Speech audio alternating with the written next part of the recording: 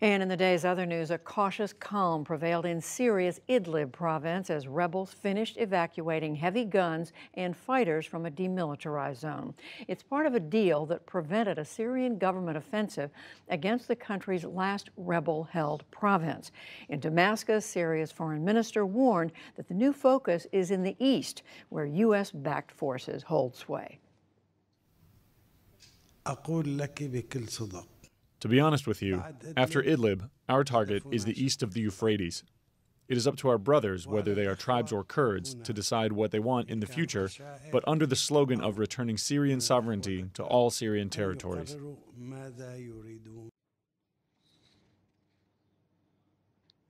Elsewhere, a key border crossing with Jordan reopened after Syrian forces recaptured it.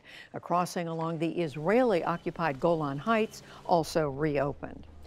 British Prime Minister Theresa May insisted today that her government and the European Union can still come to terms on Britain's leaving the EU.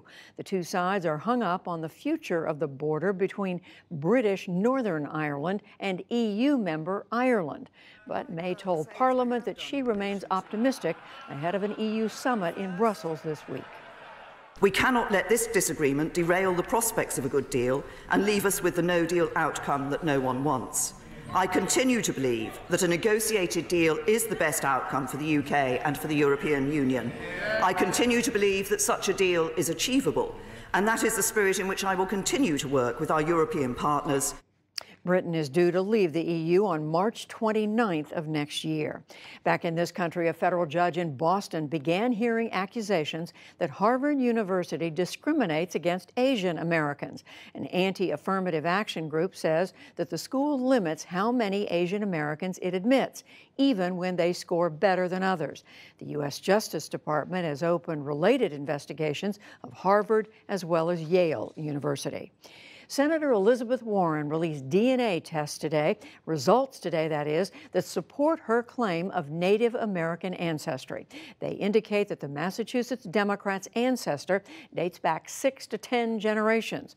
Warren is seen as a possible White House contender in 2020, and President Trump has mocked her claim, calling her Pocahontas.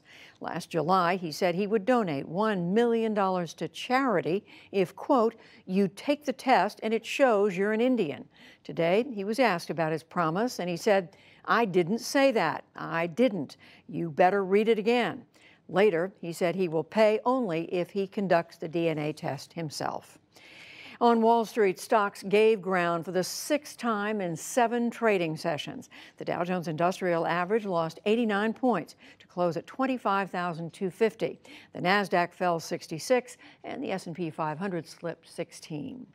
And Microsoft co-founder Paul Allen died this afternoon in Seattle. A statement from his family said he had non-Hodgkin's lymphoma.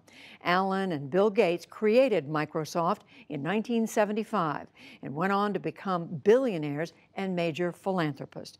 Allen also owned both the NFL's Seattle Seahawks and the NBA's Portland Trail Blazers. He was 65 years old.